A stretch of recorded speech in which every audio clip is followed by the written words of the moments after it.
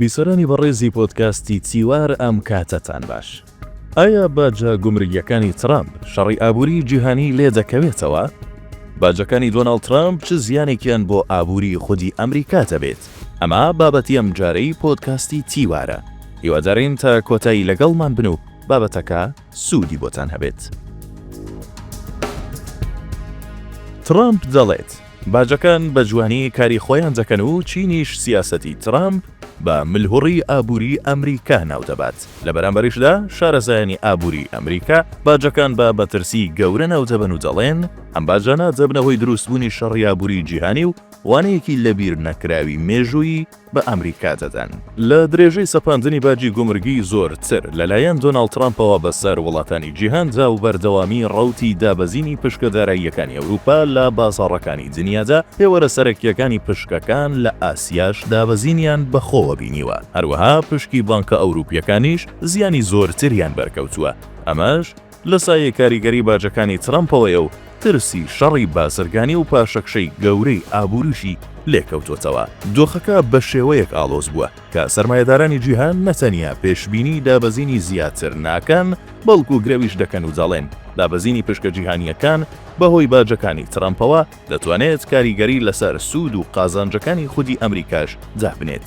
سەرمایەداران و شارەزایانی ئابووریش دەڵێن ئەم باجانەی ترامپ کە بەسەر وڵاتاندا سەپاندوویەتی شەڕی ئابووری جیهانی لێ دەکەوێتە و ژێی کەوانەکە ڕووی لە خودی ئەمریکا دەکاتەوە.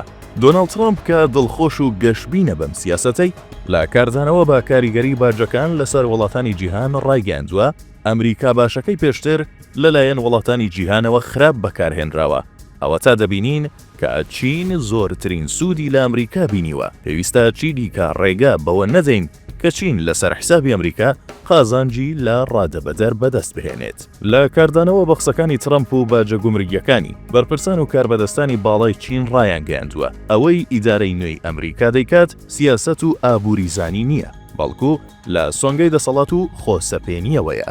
ئەوان دەڵێن ئەمریکا یاساکانی یاریگەکەی خراپ داڕشتووە. ترامپ پێی وایە قازانجی زیاتر دەکات، بەڵام ئەم کارانەی ملهوڕی ئابووری ئەمریکا زیاتر دەردەخات. جیاواز لە چینیش وڵاتانی دیکەی جیهان بەشێکیان هەوڵیان داوە لەگەڵ ئیدارەی ترامپ بۆ کەمکردنەوە و دۆزینەوەی چارەسەرێک گفتوگۆ بکەن. بەشێکیشیان پێیان وایە کە دەبێت واز لە پەیوەندی ئابووری لەگەڵ ئەمریکا بهێنن. لە نێوان وڵاتانی جیهانیشدا تەنیا وڵاتی کەنەدا بە توندی ڕوبەڕووی ئەمریکا بۆتەوە. میلانیا جۆلی وەزیری دەرەوەی کەنەدا لە چاوپێکەوتنێکی تەلەڤیزیۆنیدا ڕایگەیاند استراتیژی ئێمە ڕوونە، ئێمە زۆرترین فشار دەخەینە سەر ئیدارەی ترامپ بۆ پاشەکشەکردن لە سەپاندنی هەر جۆرە باجێک بەسەر وڵاتەکەماندا. جۆلی لە قسەکانیدا ئاماژەی بەوەش کردووە پێم وایە تاکە استراتیژێک کە ئەمریکا لە ئێستادا لەسەر مێزەکەیەتی ئەوەیە کە ئەوان دەیانەوێت دەستی باڵایان هەبێت لە هەموو بوارەکاندا، بە تایبەتی بواری ئابووری، پەیوەندی و بازرگانی. هەر کاتێکیش بیانەوێت دانوستان لەگەڵ وڵاتان بکەن و ڕێککەوتنی دوولایەنیان هەبێت، سوود لەم استراتیژیە وەردەگرن و قسەی خۆیان دەبەنە سەر. وتیشی ترامپ دەیەوێت مەرجەکانی بازرگانی جیهانی لە قاڵب بداتەوە. ئەمە خەونەکەیەتی و دەیەوێت ئەوە بەدی بهێنێت. ماوەتەوە بزانین ترامپ ئامادەیە چەندە سەرمایەی سیاسی بۆ پاشەکشەی ئابووری خەرج بکات. ئەو کات زیانەکانی استراتیژەکەی بەدەردەکەون. لە سەرمایەداران و شارەزایانی ئابووری ئەمریکاش لەبارەی سیاسەتەکانی ترامپەوە قسەیەکی باش نابیسترێت، چونکە ئەوانش پێیان وایە ئەگەر قازانجی باجەکانی ئەمریکا بە نمونە لە سەتا دەبێت، ئەوە لە دوورمەودا و درێژخایەندا لێکەوتەی باجەکان لەسەر ئەمریکا لە سەتا 15 و زیاتریش دەبێت. گەورەترین بەڕێوەبەری بانکی ئەمریکی لەبارەی باجەکانەوە چی دەڵێت؟ جەیمی دیمۆن بەڕێوەبەری جێبەجێکاری کۆمپانیای JP Morgan Chase هۆشداری تالەوەی کە گێژاوی باجەکانی ئەمریکا و شەڕی بازرگانی جیهانی دەتوانێت گەشەکردن لە گەورەترین ئابووری جیهان خەو بکاتەوە و هەڵاوسانی نرخی کاڵەکان و بە تایبەت سوتەمەنی بێنێتە ئاراوە. هەروەها ئەگەری هەیە دەرەنجامە نەرێنیەکانیشی بەردەوامی هەبێت. دیمۆن لە نامەی ساڵانەیدا بۆ خاوەن پشکەکان کە ڕۆژی دووشەممە 7 نیسانی 2025 دوای دەستپێکردنی داڕمانی بۆرسە و پشکەکان بڵاوی کردەوە باسی لەوە کردووە کە بە تریلیۆن دۆلاری لە بازاڕەکانی بۆرسەی جیهانی سڕیوەتەوە. ئەو نیگەرانی خۆی سەبارەت بەوەی کە چۆن باجەکان کاریگەریان لەسەر هاوپەیمانیە ئابووریە درێژخایەنەکانی ئەمریکا دەبێت دەربڕیوە. دیمۆن نووسیویەتی ئابووری ڕوبەڕووی گێژاوێکی بەرچاو دەبێتەوە، لەوانەش جیۆپۆلیتیک، هەروەها ڕێکخستنەوە نەرێنیەکانی باج و جەنگی بازرگانی، هەڵاوسانی بەردەوام، کورتێنانی دارایی بەرز و نرخی تا ڕادەیەک بەرزی سەروەت و سامان و ناجێگیری ئابووری جیهانی. دیمۆنی تەمەن 69 ساڵ ماوەی 19 ساڵە، گەورەترین بانکی ئەمریکی بەڕێوە دەبات و یەکێکە لە دەنگە دیارە جیهانیەکانی کۆمپانیا ئەمریکیەکان. دیمۆن ئاماژەی بە ئەگەری تۆڵە سەنجنەوە لەلایەن وڵاتانی دیکەوە کردووە و دەڵێت باجەکان دەتوانن کاریگەریان لەسەر متمانەی ئابووری و بەرهێنان هاتوچۆی سەرمایە، قازانجی کۆمپانیاکان و دۆلاریش هەبێت. بەڕێوەبەری جێبەجەکاری کۆمپانیاکە نووسیویەتی هەرچەندە زووتر ئەم بابەتە چارەسەر بکرێت باشترە، چونکە هەندێک لە کاریگەریە نەرێنیەکان بە تێپەڕبوونی کات زیاد دەبن و پێچەوانەکردنەوەیان ئەستەما. ڕەنگە تەکنەلۆژیای ئەمریکی هوانەیەکی سەخت لە مێژووی باجەکان وەربگرێت. شرۆڤەکاری باڵای بازاڕەکانی ئەمریکا ڕایچیە.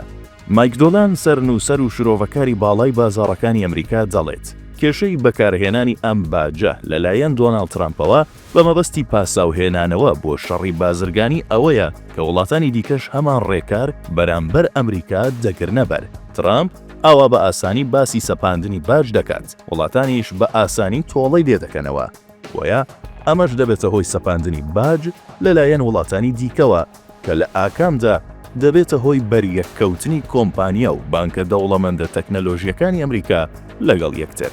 دۆلان دەشڵێت پلانەکانی ترامپ هەرچەندە لە بەرزترین ئاستی چاوەڕوانیەکاندا بوون، بەڵام لە چەند مانگی پێش و دوای سەرکەوتنی لە هەڵبژاردنەکاندا بەردەوام گفتوگۆیان لەسەر دەکرا. هەروەها بە ئاشکرا و چەندین جار بەڵێنی تۆڵەسەندنەوەی لە چین، ئەوروپا، کەنەدا و ئەوانی ترداوە.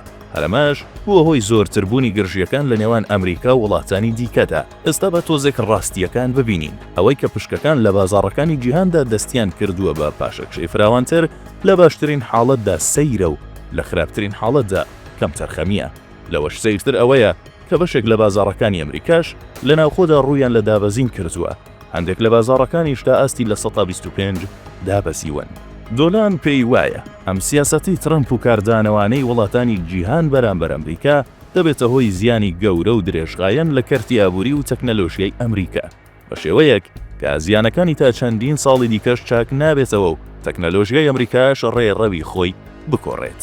بەگشتی و وەکو دەرەنجامێک دەتوانین باس لەوە بکەین کە ڕاستە ئەمریکا لە ئێستادا بە وڵاتێکی زلهێزی جیهان ناسراوە و دەستی کردووە بە سەپاندنی باج بەسەر وڵاتانی دیکەشدا، بەڵام ئایا هەرچیەک کە سەرۆکی ئەو وڵاتە و کابینەکەی بیڵێن و بیکەن دەکرێت ئاکامێکی ڕاستی هەبێت، یاخود زیانەکانی ڕوبەڕووی خودی ئەمریکاش نەبێتەوە، یان لە گەشتبینانەترین حاڵەتدا بیر لەوە بکەینەوە ئایا لە ماوەیەکی دیکەدا ئەم باجانەی ترامپ شەڕێکی ئابووری جیهانی لێ ناکەوێتەوە؟